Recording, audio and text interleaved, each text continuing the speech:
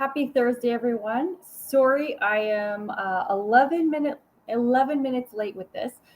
We had a heck of a thunderstorm roll through here and lost all internet. And yeah, so that's always fun when that happens. Thankfully, though, we did lose power. So I will take a, 10-15 minute cut in the internet over just losing power completely. Because either which way, I get no internet then. So at least I kept my power. But today I would like to talk about work-life balance. That is my big thing lately. Obviously, I do the stress and anxiety, but at the end of the day, it's all encompassing, of course. But if we do not have a balanced life, then something is suffering because of it. One thing's getting too much, which means the other is not getting enough, which means the other is suffering. Now, when we're workaholics and we just plainly work too much, it is the home life and our relationships that suffer because everything is spent at work, the energy, the time, everything. So, this is partly why it is so important because, as you can imagine, I will stop that for a minute and say the biggest issue with all of our stress, our overwhelm, all these things that we try and deal with and overcome, the problem with most of it is we are not thinking. And I know when we're stressed out and we have a lot of overwhelm, we literally cannot think properly. But if we literally just followed these thoughts through, thought things out properly, it's a no-brainer to say, hey, if I work all day, all night, and I spend all my time and energy at work, and I give none to my family and my friends, obviously they're going to be upset. This is not difficult to figure out, but we don't actually think about that till someone points it out. And this is just, I don't know, maybe it's just human nature of how we operate. Because I don't know how many times people have pointed things out to me, and I'm like, oh, well, yeah, of course, that makes total sense. But we do need another person to point it out for us. So this is a big one. I've seen a lot, and I'm just gonna lay it all out, guys. I'm gonna be brutally honest and tell it like it is. Is it is so important to have that work-life balance because when I was a massage therapist, I working in Alberta, living in Alberta, we have a ton of fly in, fly out people. There's obviously, especially as feminism grew, a lot of us ladies have been told we can have it all, which don't get me wrong, I do think we can. We just have to go about it the appropriate way. But what we did is we just inserted ourselves in the work environment but then didn't readjust our home life. So then we go to work, we're working as much as the spouses are, but then we're coming home and we're still cooking, we're still cleaning, and we're still trying to do everything else that we used to have all day to do into like 4 hours. And then we wonder why we're stressed and we're overwhelmed, we don't have any time and we're irritable, yada, yada, yada. So now more than ever, it is so important to achieve that work-life balance and get, some resemblance of a middle ground going. But anyway, when over the last is about 15 years, a little bit being online, I never used to be as active online before as I am now, but being online, working with my massage clients, and how many people would I massage? I'm massaging, I don't know, 20, 30 people in a week that I'm seeing and talking to. So times that by four, it's a lot of people in a month, right? And how many people, whether it's the workaholic dad, we call him the absentee parent, just brings the money home. The Fort Mac guy, like, works. God, my brother-in-law used to have this shift of 28 and 4. So he was out working 28 days and he was home for 4 days. Now, obviously the shift is what it is, but if you have a family, like, he was able to request a different shift. So just take these things into consideration, see if there's other things you can do to solve that problem, be home more, etc. But what I would hear a lot is, especially if you're an out of town worker, you come home, you're tired, you want to relax, you want to see your friends, yada, yada. But meanwhile, the partner at home has been, doing double time, especially if the partner is working also, plus taking care of the kids, plus, like, it's a lot to be a single parent. And essentially when one partner works out of the home, you are a single parent. And there was just, everyone was, irritable and frustrated and overwhelmed. And when they brought that together, it didn't end well. And however many years later, people are ending divorce. Another one was, I had one of my clients who was, for the most part, a stay-at-home mom, and which is a full-time job in itself. Don't let anyone tell you differently. It is a lot, especially with little ones. Holy, they're a lot of work. And her husband ended up hitting her with a request for divorce. She didn't see it coming. She's like, I don't know what happened. And upon further discussion, here what happened was, she actually said that she was going to worry about raising the kids. I want to say she had four kids, and all fairly little. She was going to worry about raising the kids first and then worry about her husband later. Well, I mean, that's 20, 25 years by the time they're all pretty much grown and moving on. Well, 20 years later, her husband, it's too late. He's checked out, he's moved on, he wants a divorce. And again, like, when we focus too much in one area, something else gets neglected. It's not going to end well. And we don't do this on purpose. Like, obviously, everything we do, it goes back to, everyone's doing the best with what they know. It's just, we need to know more so we can do better. So even like that lady raising the kids, obviously it's very well intended. She wants the best for her kids. She's going to do what she can, put all her effort in, like, it's purely out of love. But we didn't follow the thought process of, okay, I'm doing the best for my kids, but I'm also ignoring my husband in the process. And how is that going to end 20 years later? Like, we just don't continue the thoughts. Similarly, you know what? I'm sure we all have the rich part of town.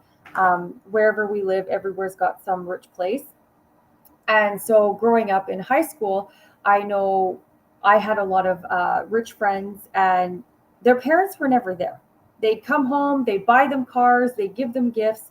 And let me tell you, just for all you partners, all you parents out there that are fairly absent, and think that you're just going to come home and throw money at the kids, like, guys, the Hallmark movies tell us, the Christmas movies tell us, there is no substitution for a parent. You become an ATM. There's no love. There's no respect. They just want your bank card at the end of the day, because where are you anyway? You're never home. Who are you? Right? So it's really hard to hear, because obviously when we're working so hard, whether you're building the business, your corporate, whatever it is, you're literally doing it for the family.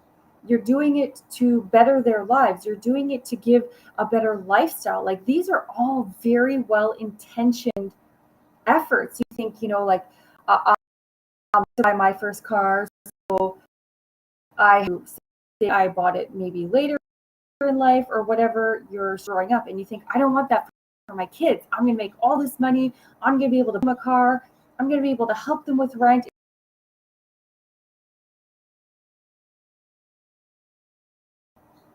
But at the end of the day, again, it's like those Hallmark movies where you are disconnected from your kids. There is no relationship. You literally just become the source of money. It's like, all right, dad, pay my rent, or mom, pay my rent and be on your way. Why are you here? We don't do this. We don't have a connection. We don't hang out, right? And that is the hard truth of actually following that thought all the way down, and where it leads to. Again, so important to get that work-life balance.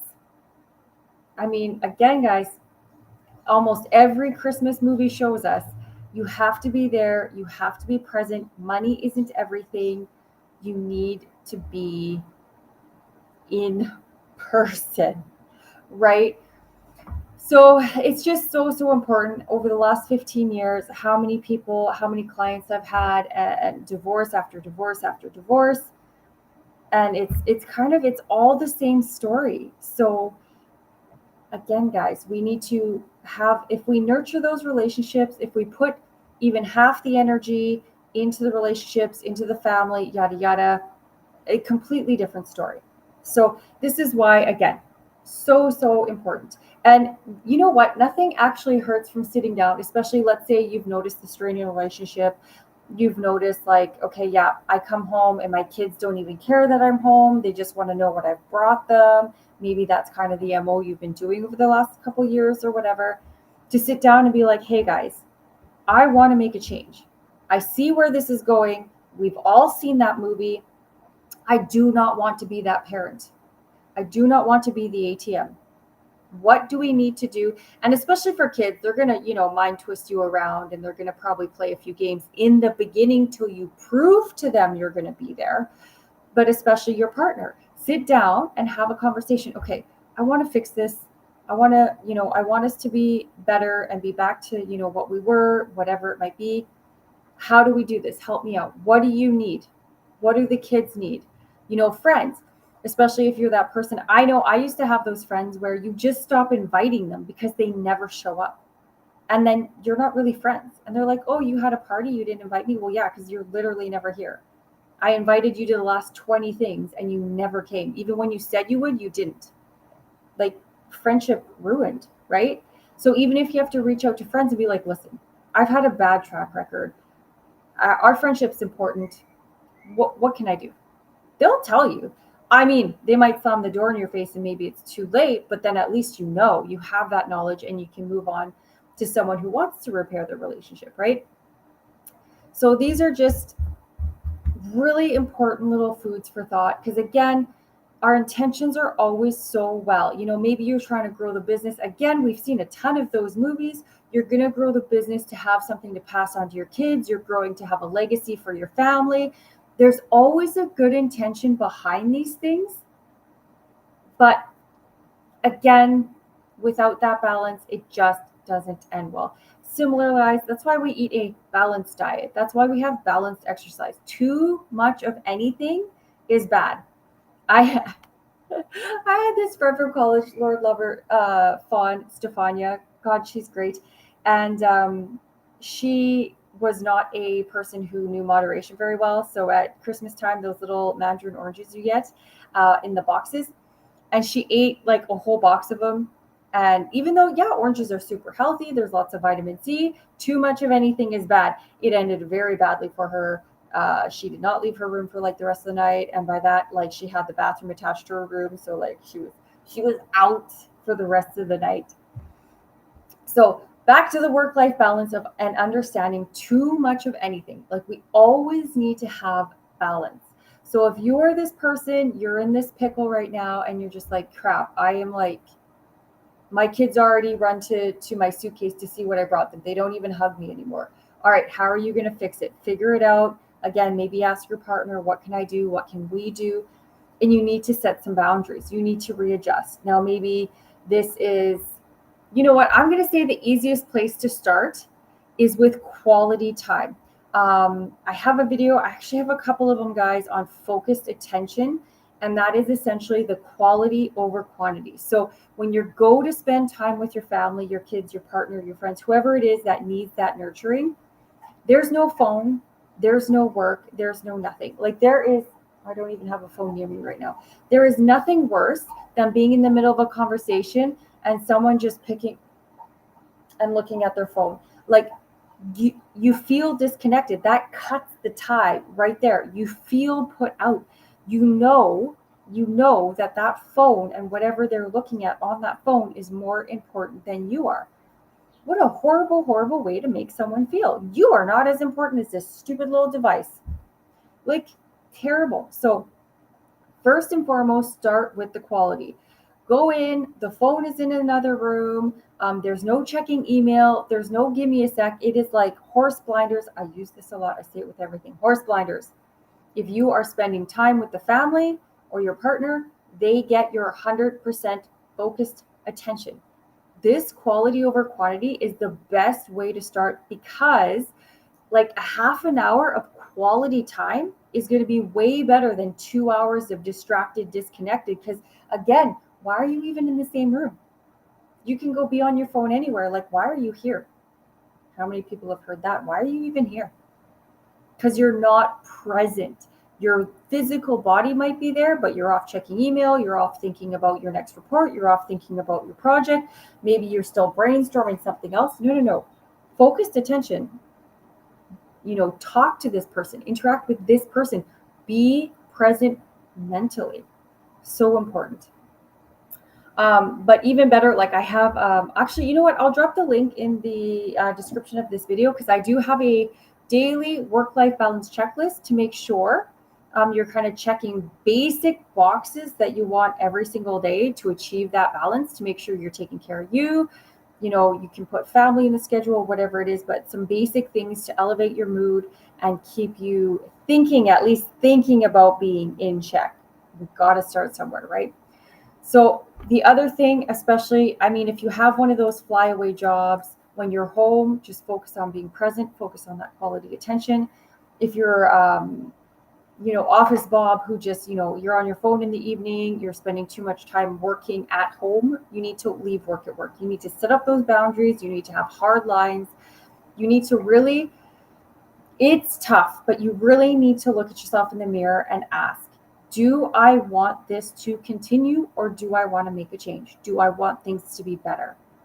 And then you need to decide. So I always love starting. I don't want to ramble on too long here, but we're still all right. Okay. I always like starting with, writing out your ideal day, you know, um, start with your work day. What does your ideal work day look like? I would also do a separate one for a non-work day because obviously that's going to look very different. But yeah, your ideal day, what does that look like? Do you sip your coffee in peace? Like, write out the story. You are the main character and you're just watching a day in your life, and really write it all out. You go to work. Are you upset in traffic? Are you, ideally, are you just putting on a tune and you go with the flow? Traffic doesn't even bother you. You get to work. Doesn't matter where you park. Office Bob doesn't bother you. This person used to have remarks, but you easily ignore them. Like, literally write it all out to see where the changes need to be made. And then you can compare that ideal day of your work day. How does it compare to today that you currently have? What changes need to be made in there, right? And you write that all out. And then, I mean, obviously, guys, list schedules, plan it out, focused attention. That's the bread and butter of making any substantial, real changes in getting more balanced and getting over the overwhelm and stuff like that. So I'm gonna say, put it in the schedule. If your balanced life looks like, hey, I don't work after 7 p.m., then you need to put in the schedule after 7 p.m. Is it family time? Is it self-care time? What are you doing? Are you eating dinner? Are you watching a movie? Like, literally put it in the schedule so you make yourself do it and you give it that focused attention. Really important. But you need to write down and list out all the differences between your ideal day, your current day, so you know what needs to be implemented. And then when you go to implement them, one or two things only. Say this a ton. It doesn't matter what you're doing. If you're trying to do positivity, gratitude every day, if you're trying to meditate every day, you're trying to eat better, one or two new habits only. You do more than that, we get overwhelmed, we fall off the wagon, and we just go back to ground zero. We've accomplished nothing. So this is very important. If you're serious about making these changes, you need to give yourself 3 weeks to really form this new habit. If it's something very simple and you're kind of half on your way already, I will say like maybe 2 weeks. I get it. But I will say work on your patience and give it a full 3 weeks. The point of that is you don't want to risk derailing all of your progress and starting all the way back at nothing. It's 3 weeks to form that habit. So let's say you take 3 weeks just to be safe. Let's say you're super serious and you take 4 weeks to make sure this habit is instilled. You're doing it every single day. The habit's for life. It is in you. It is part of you. Now, don't get me wrong. We can still fall off the wagon, but when we have that habit formed, we get back on the wagon instantly. There's no having to reform the habit. It's already there. Whereas if you just kind of, oh, I'm super impatient. I'm feeling good after a week. I'm going to add in a whole bunch of other things. Crap, I fell off the wagon. Okay, I'll try a week and a half. I fell off the wagon. Okay, well, maybe blah, blah, blah. 4 months later, you've made no progress. Now you're frustrated. Now you're like, this doesn't work. I can't change my life. No. You never gave it an honest shot. Again, I'm going to be brutally honest, guys. At the end of the day, I've talked about this before where I and only I am responsible for my life. I can pretend to blame everyone else. I can play the victim, and nothing is my fault. But then I also can never take grant or take oh my goodness, I'm losing my words. Ownership of all the rewards I get and all the good things in my life. If I can't take responsibility for the bad, I can't claim to have done the good either. You're in control or you're not, period. And that's a big thing. People don't, and I apologize if I'm going to put some people off here. Fun fact, that's a you problem, not a me problem. But the reality is, I see the news, I hear clips of what, teachers, politicians, people are saying nowadays. And this whole like, nothing's your fault, you just be true to you, and you're just the victim, and everything is everyone else's responsibility to cater to you. And then we wonder why we have 30-year-old women literally screaming in the streets like a bunch of toddlers. They have no emotional regulation because they've never learned to be responsible for anything in their life. So they're just giant children running around. That's my opinion, guys. I'm just going to say it like it is. When we take control and you're like, you know what? I own that. I am responsible. I own that. Yeah, I made that mistake. I did that. I spent that money.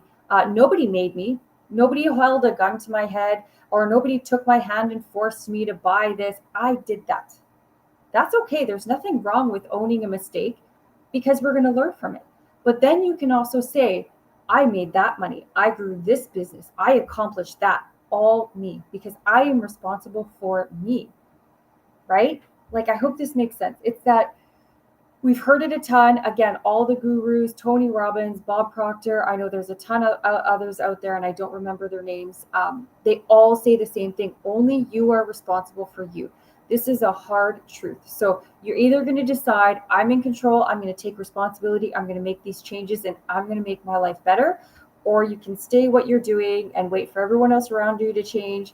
P.S. No one is changing because everyone else around you is also waiting for you to change for them. That's this horrible negative cycle, right? And I'll say the best thing also, when you decide to buck up, take control, make those changes, be responsible, own your life, and do what you have to do to make it better, that is infectious. One of my clients, I want to say she was 4 weeks into my program, and she had one of her employees come to her and ask her what she's been doing. She's getting so positive, and how can she do what she's doing? She'd like to know her secrets, right? It really is contagious. So that's the best part, is when we start doing this, we start being happier, and when we're in control, like when we're a victim, when life happens to us, oh, I just can't. Oh, it so sucks. Oh, that happened. Oh, like, right? We're down, we are crumbled, we are belittled, it's just not, oh, it's a terrible place to be. I just can't even express properly how awful it is. But then when we're in control, good or bad, it doesn't matter. We are in control. We feel empowered. We are empowered.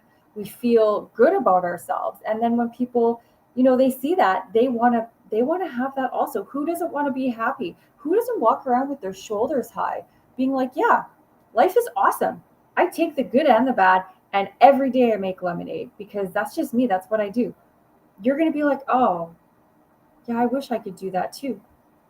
And then it infects other people. It's like laughter, it infects other people, right? Anyway, I got off on a bit of a tangent there, guys, but it is really important. If we don't make the choice to know I am responsible for me, then we are never going to make any changes, because no one else can do the work for us. No one else can make the changes for us. You can watch these videos, you can go on YouTube and stuff and watch all the videos. You can have people help you, you can have people guide you, you can have people advise you, walk beside you, be super supportive. You can have an entire crew around you to help get you across the finish line. But you're the one that has to physically take those steps, right? So I hope this is, I don't want to be too harsh. I want this to be more empowering, of like, if you want a better life, then just decide today, right now, and tomorrow will be better, period, because we're in control, right? Then we can stop waiting for the better life to fall in our laps, because that's just not going to happen. So yeah, I hope that helps, guys. I really, like I said, I got off a little bit there, but I really wanted to stress how important this is to know we are in charge. We make the change. We decide. It's all about us. As you know, so many other things in life, we always say my choice, but no, truly, it is our choice. But how we live, we decide what our life looks like.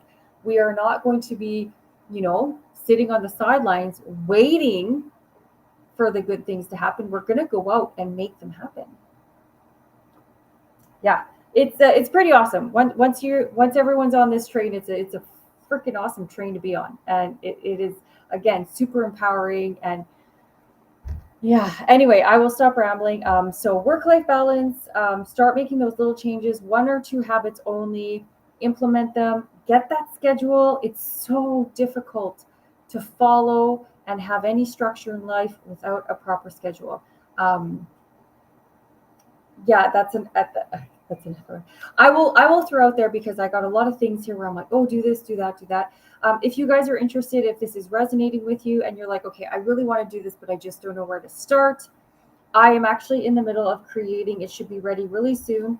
A short little, like, 1 month course where we'll meet once a week, and I'm going to charge 97 Canadian dollars. So what is that, like $70 US or something? And we're going to actually sit down. We're going to make schedules. We're going to make lists. We're going to, build routines. We're actually going to work and make and build these things into your life. So if you're that person that you're like, oh, I want to do this, I don't know where to start, just even thinking about it's overwhelming, it's all right. I have a nice little course, like a starter course, to get this ball rolling for you guys. And then it's going to be, again, I will be there live with you guys. So get your questions in. We're going to do the work together and really get it done. So I'm really excited about that. Again, because my purpose is always to help. I don't want people to think they're just out there alone. You can always contact me. You can always ask me questions. Literally, I'm here to help, guys. Like, literally my point. So, all right, guys. I will say one last thing that just popped in my head. Make a goal. Make a short-term goal for your work-life balance. Something, we always need a why to drive us. Always, always, always. So I know for myself, when I first started doing this, when I first started trying to rebalance my life, my very first goal was to put my feet up every night, even if it was only 30 minutes, and sit on the couch with my boyfriend and relax watching, one of those 30-minute programs. And we'll just watch a show every evening. That was my first goal. Nice, simple. Looking back, obviously, I think very easy to do. Small adjustments were made. But boy, let me tell you, when I achieved that, when I realized I had done a solid week, and every night I was on the couch with my boyfriend, and I felt, and that is also the goal for how we go further, where you're just like, oh my God, I did it. I made this happen. I'm getting somewhere. I'm doing this. And you're like, yeah. So just make one of those small, short-term goals. What is the very first thing you want to achieve? I want to eat dinner with my family every night. Great. Awesome goal. But make a goal. Make sure you write down why you want to achieve that goal. That's what drives us. All right, guys, I hope this has been super helpful. I will drop some links in the description of this video. Again, please comment, follow me, YouTube, subscribe, please. The best, guys, hit those likes button. That pushes the videos out into the world for others to see. And especially subscribe. That helps. It pushes me out there. Follow me, LinkedIn and stuff. Again, more people will see me if you got the bigger audience. And also, like, super important, whenever you get value, share the link with someone else. Tell someone else about it. If you got value, others will get value too. Let me tell you, living in North America, like, I'm Canadian, and everything I see, everyone I talk to, like, literally our society, Western society, is we are all overwhelmed and stressed out and high anxiety with no work-life balance. We all need this. So I guarantee you there is someone else who will get value from all of this information. And I have Yeah, I actually have tons of video on YouTube now. I'm getting there. I'm getting my videos up. You can just like power watch me one day and just have all the knowledge. All right, guys, I will say have a very wonderful Thursday. And remember, Thursday, it's almost Friday, which means it's pretty much the weekend. So happy weekend.